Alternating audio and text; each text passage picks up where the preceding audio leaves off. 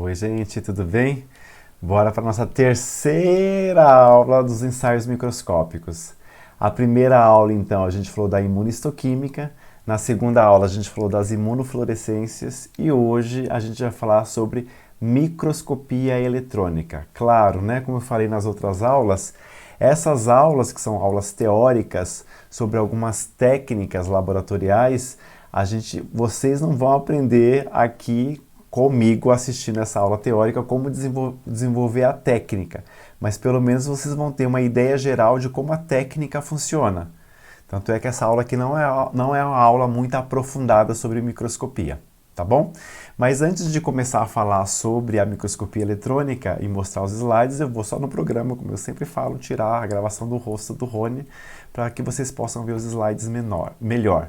Eu sou o professor Rony Brito, dou aula de imunologia já há muitos anos e resolvi colocar as minhas aulas aqui para ajudar uma galera que tem aula de imunologia e nas faculdades e as pessoas acabam não entendendo direito a imuno e recorrem aos vídeos aqui do Imuno Canal.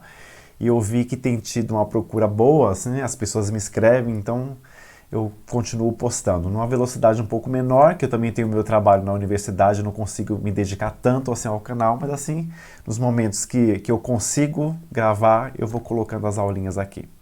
Tá bom? Então só vou tirar aqui a gravação. Opa, desativar, pronto. Agora vamos para a nossa terceira aula sobre as microscopias. Então, microscópio eletrônico de transmissão. Quando a gente fala de microscopia eletrônica, então, eu tenho duas modalidades, a microscopia de transmissão e a microscopia eletrônica. De varredura, microscopia eletrônica de transmissão e microscopia eletrônica de varredura.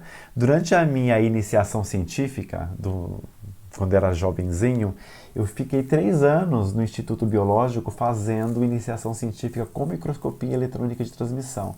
Lá a gente trabalhava, com a parte de virologia vegetal. Porque saibam vocês que sim, as plantas, coitadas, também são contaminadas por micro-organismos e muitos deles são os vírus. Então, às vezes chegava a amostra para a gente analisar e ver os vírus que estavam dentro das células. Foi um estágio bem interessante que eu acabei aprendendo um monte de coisa, foi bem legal.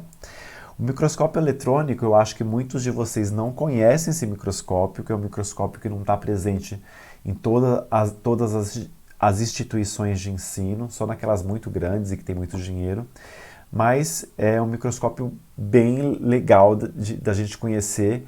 Eu tenho uma imagem dele mais para frente, vou mostrar para vocês, mas é um microscópio legal da gente conhecer e observar principalmente as imagens, né? Porque tem uma resolução maravilhosa na microscopia eletrônica. Então vamos lá para alguns detalhes desse microscópio. Então, na microscopia eletrônica, o uso dele para ver detalhadamente estruturas internas da célula, isso na transmissão, tá, gente? Estrutura interna é a microscopia eletrônica de transmissão. A vantagem é meio que óbvia, né? A gente vê com grande resolução as imagens. Ele funciona a partir de um filamento de tungstênio, que é jogado na amostra, né? Isso gera elétrons que são focalizados por lentes magnéticas numa amostra fixada. A aparência são cortes em preto e branco e os requisitos eu preciso do quê? Do microscópio eletrônico de transmissão. Se eu não tiver, não faz, né? E o microscópio é esse aqui, ó. Olha, é todo grandalhão, ele fica separado numa sala só para ele. Tem um ar-condicionado que fica o tempo todo ligado lá para deixar o ambiente refrigerado. Tem um desumidificador também que tira toda a umidade do local. Porque o equipamento é um equipamento que requer esses cuidados todos para que tenha o menos de manutenção possível. E as imagens que a gente observa na microscopia eletrônica de transmissão são imagens assim, ó, imagens lindas como essa, a gente vê essa mitocôndria aqui, ó, dá para ver até as cristas mitocondriais na microscopia eletrônica. Próximo slide, a gente vê um neurônio cortado, né? Aqui é o axônio dele e aqui em volta, ó, a bainha de mielina, bem interessante também.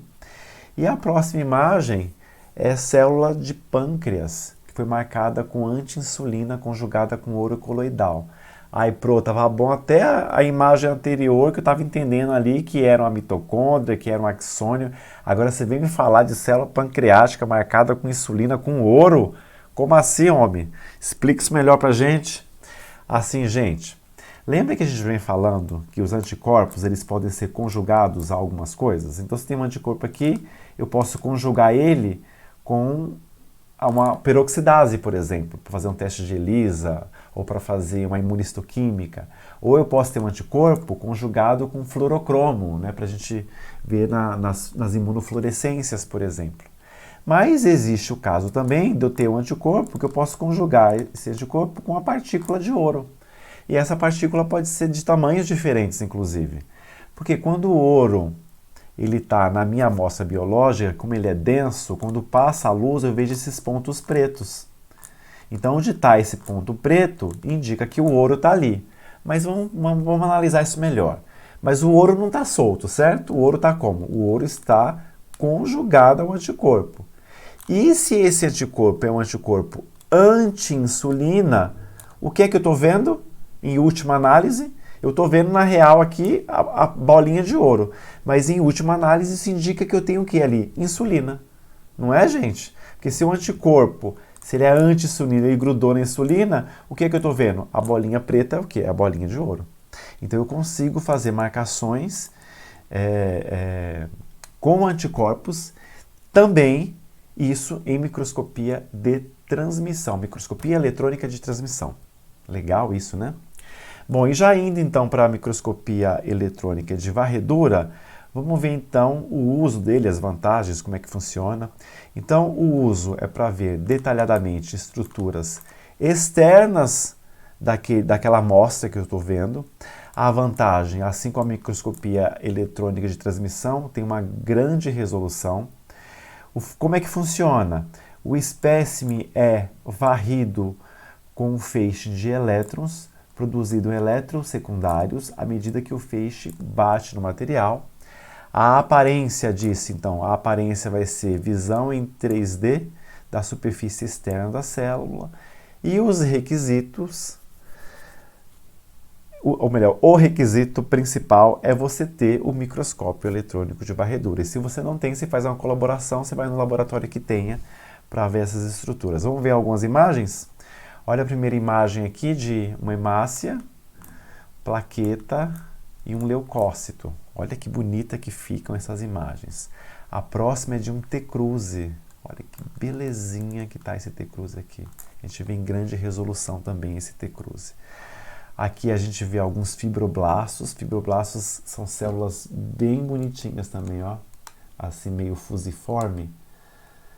E assim a gente, vendo essa figura do fibroblasto, a gente meio que já encerra por aqui a nossa aula de microscopia eletrônica. Falamos lá inicialmente a microscopia eletrônica de transmissão e a gente encerra o vídeo mostrando a microscopia eletrônica de varredura. Tomara que vocês tenham gostado dessa aula, aproveitado. Foi uma aula mais curtinha e nos vemos no próximo vídeo aqui no nosso Imuno Canal. Obrigado e um abraço para todo mundo.